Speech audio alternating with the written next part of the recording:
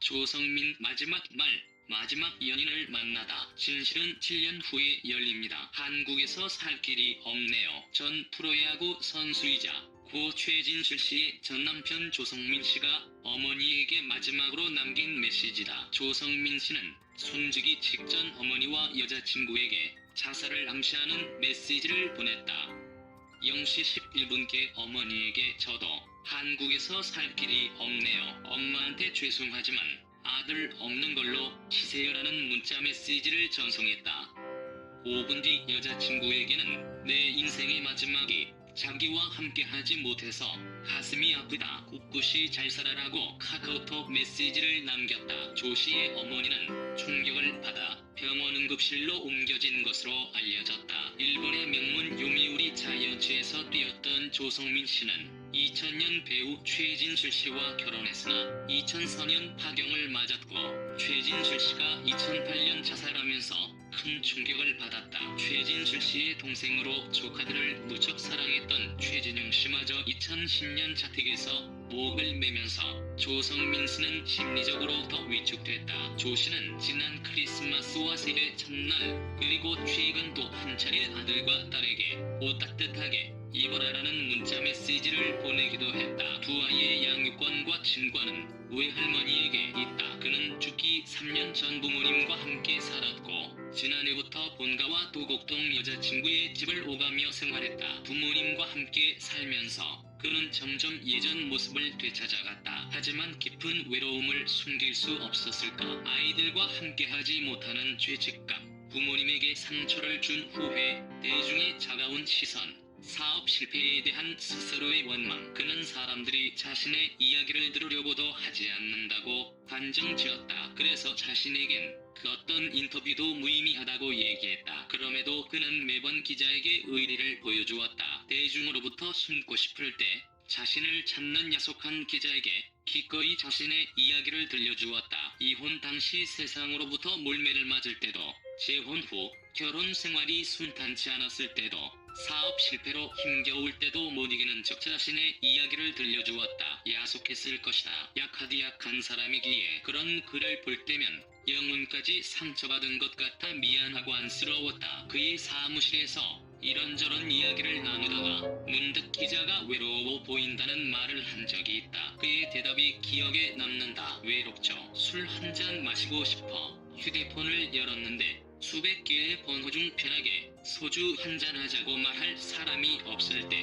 내가 외로운 녀석이구나 하고 새삼 느끼죠. 이것저것 따지다가 결국 혼자 마시거나 체념하죠. 저는 누구한테 아쉬운 소리 잘 못하고 힘든 모습도 보여주기 싫어요. 해보니까 가끔 혼자 마시는 것도 괜찮더라고요. 물론 대화할 상대가 없으니 술 마시는 속도가 빨라진다는 것, 술 맛이 매우 쓰다는 것 외에는 어쩌겠어요. 그 안에서 행복을 찾아야지. 사실 저는 혼자 밥 먹는 것도 싫어해요. 역시나 밥맛이 별로더라고요. 행복해지고 싶지 않으세요? 기자가 물었더랬다. 저도 행복해지고 싶죠. 되물었다. 행복한 가정을 꾸리고 싶지 않으세요? 행복한 가정 생활을 꾸리기엔 이미 늦었죠. 단답형 질문과 단답형 대답이 이어졌다. 왜요? 내가 평범하지 않으니까. 평범이 가장 큰 행복인데 상황 자체가 평범할 수 없어요.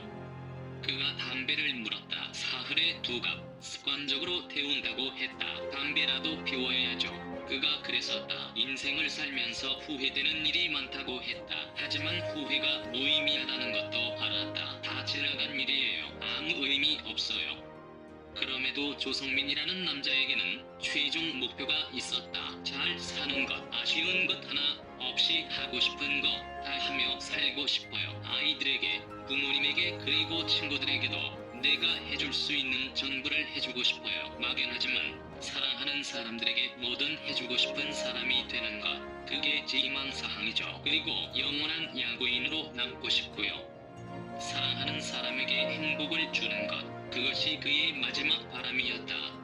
평범하고 싶었지만 평범할 수 없었고 그 때문에 오랜 기간 가족들에게 상처를 주었던 자신을 그는 누구보다 미워했다. 그에게 행복은 두 아이와 함께 있는 순간이었다. 그가 사업을 할 때 아이들이 사는 집 부근에 사무실을 얻은 것도 그 이유 때문이었다. 사무실 앞에 아이들 스쿨버스가 설 때면 시간 맞춰 기다렸다가 아이들 얼굴을 보기도 하고 밥을 같이 먹기도 했다. 준희는 새침대기라며 활짝 웃던 그다. 기자가 아는 그는 아이들에게 늘 목말라 있었다. 멋진 아빠가 아니라는 것, 해줄 수 있는 것이 많지 않다는 것, 색안경을 끼고 보는 대중들의 시선, 함께 살고 싶지만 주변 여건이 쉽지 않았다. 언젠가는 꼭 함께 살 것이라고 했다. 하지만 친구 같은 아빠가 되고 싶어요. 떨어져 있던 시간이 길어서 아직 친구 같은 아빠는 못 됐어요. 미안한 게 너무 많아. 마냥 잘해주는 아빠죠. 아이들이 잘못한 부분을 고쳐주고 싶은데 말하기가 조심스러워요. 잔소리라고 생각할 수도 있으니까요. 아이들을 도와줄 수 있는 아빠가 되고 싶어요. 사실 저는 지금 이렇게 아이들을 볼 수 있는 것만으로도 감사해요.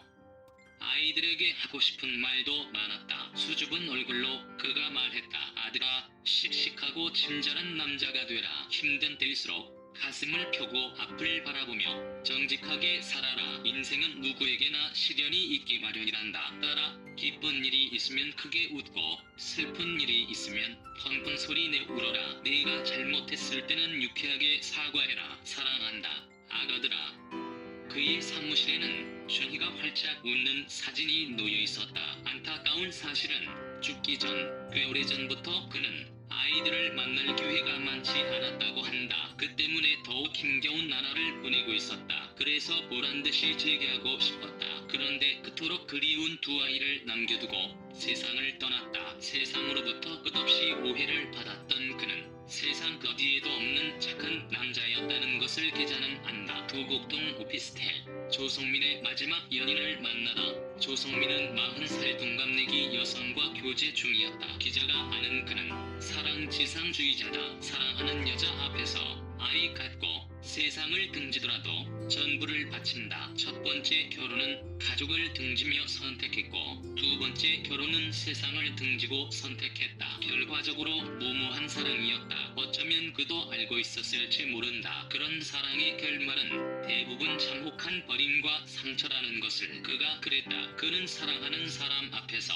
자신의 지부를 드러내는데 숨김이 없다. 솔직하고 진실됐다. 그 때문에 그는 안식처 같은 여자를 만나고 싶어 했다. 그는 마치 마약에 중독되듯 깊은 사랑에 빠진다. 그에게 여자친구는 특별한 존재였다. 그는 죽기 직전 도곡동 여자친구의 집과 남양주 본가를 오가며 생활했다. 사고가 난 당일 밤 조성민은 여자친구의 집에서 술을 마셨다. 여자친구는 그 자리에서 이별 통보를 했다. 여자친구는 자정께 잠시 외출했고 홀로 술을 마시던 조성민은 새벽 3시 40분께 화장실 샤워 꼭지에 허리띠로 목을 매 자살했다. 외출하고 돌아온 여자친구가 싸늘한 그의 시신을 발견하고 수십 분 뒤에 경찰에 신고했다. 조성민은 여자친구에게 내 인생 마지막을 자기와 함께하지 못해서 가슴이 아프다. 꿋꿋이 잘 살아라는 카카오톡 메시지를 보냈다. 자살 직전에는 어머니에게 저도 한국에서 살 길이 없네요. 엄마한테 죄송하지만 아들 없는 걸로 치세요라는 문자 메시지를 보냈다. 당시 모자는 새벽 2시까지 몇 통의 문자 메시지를 주고받았다. 여자친구 박모 씨는 현재 어떻게 지내고 있을까? 조성민이 마지막으로 사랑한 여인이자 힘겨운 사랑을 택했던 그녀다. 기자는 사건이 있다고 보름 뒤 두 사람이 함께 머물던 도곡동의 한 오피스텔을 찾았다. 사건의 흔적은 어디에서도 찾아볼 수 없었다. 경비실 직원은 사건이 난 뒤 박 씨의 가족이 짐을 모두 빼서 갔다. 현재 그곳에는 아무도 살지 않는다고 말했으나 취재 결과 박 씨는 여전히 그 오피스텔에서 홀로 지내고 있었다. 기자가 초인종을 누르자 누구세요? 라는 작은 목소리가 새어나왔고 신분을 밝히자 드릴 말씀이 없습니다. 저 지금 많이 아파요라고 울먹었다. 그녀의 목소리는 지쳐 있었고 힘겨워 보였다. 사랑하는 사람이 자살한 20평 남짓의 좁은 원룸에서 숨죽이며 홀로 지내는 그녀는 지금 무슨 생각을 하고 있을까? 지인에 따르면 조성민은 가족에게 박 씨를 소개해 주었을 만큼 그녀를 아꼈다고 한다. 하지만 가족에게 환영받는 커플은 아니었다. 사랑했지만 결혼을 생각하기엔 현실이 버거웠던 두 사람이었다. 박 씨가 이별을 고한 것도 그런 이유 때문이었을 것이다. 박 씨는 한 차례 결혼에 실패한 경험이 있었다. 배려심이 깊고 밝은 성격의 소유자라고 한다. 박 씨의 어머니는 지인에게 내 딸이 많이 아프다. 심신이 지쳐있다. 병원에라도 입원시켜야 할 상황이다라며 사건 이후 정신적으로 충격을 받은